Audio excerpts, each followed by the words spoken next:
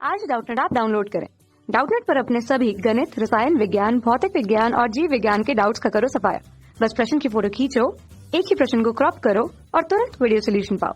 अभी डाउनलोड करें। क्वेश्चन हमारे पास है कि एक आवेशित कण चुंबकीय क्षेत्र में गति करते समय परिणामी बल का अनुभव करता है। तो चुंबकीय क्षेत्र में जो परिणामी बल लगेगा उसकी दिशा क्या होगी? उसकी दिशा क्षेत्र की दिशा में होगी? क्या उसकी दिशा क्षेत्र के विपरीत दिशा में होगी?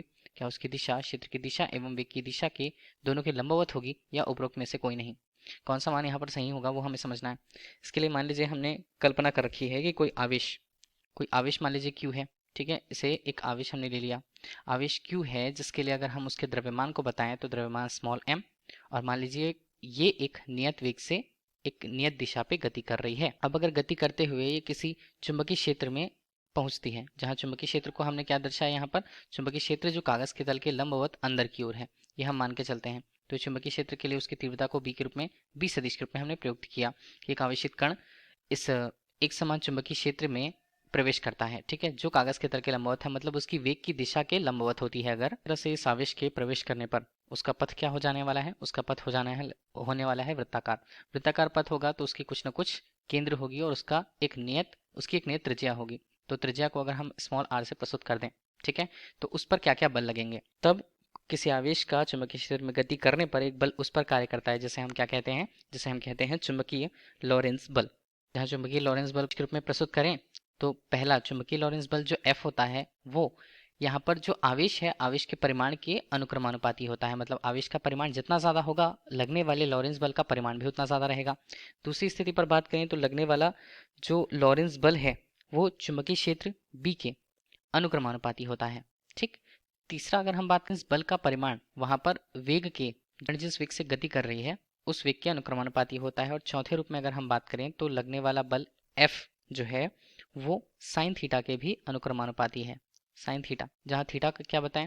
थीटा यहाँ पर वेग v की दिशा और चुंबकीय क्षेत्र की दिशा b के बीच के कोण को प्रदर्शित करेगा। ठीक है, इतना हमें समझ में आ गया।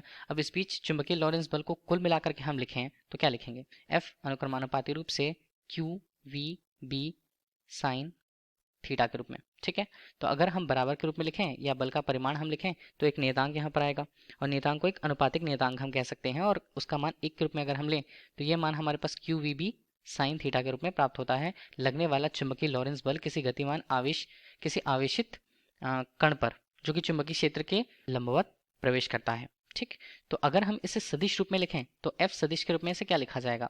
F सदिश के रूप में अगर हम इसे लिखें तो आवेश हमारे पास जो एक अदिश राशि होती है, वेग एक सदिश राशि है, और उसका हमने क्या किया? सदिश गुणनफल किया बीच चुंबकीय क्षेत्र की तीव्रता के साथ। ठीक है, तो ये हमारे पास हो गया मान।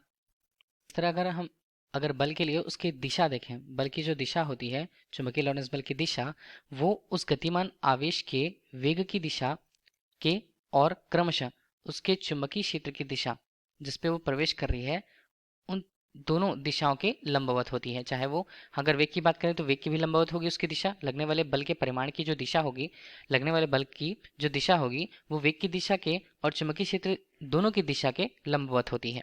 ठीक है, तो हम इस पर देखें तो क्षेत्र की दिशा और वेग की दिशा दोनों के लंबवत है। तो ये हमें कहाँ मिल रहा है? ये हमें मिल रहा है विकल्प सी पर। तो विकल्प सी हमारे क्वेश्चन का सही आंसर है। Thank you. कक्षा 6 से 12वीं से लेकर नीट, IIT, JEE वो एडवांस के लेवल तक 1 करोड़ से ज्यादा छात्रों का भरोसा। आज ही डाउनलोड करें डाउटनेट ऐप या व्हाट्सएप करें अपने सारे डाउट्स 8400 400 400 पर।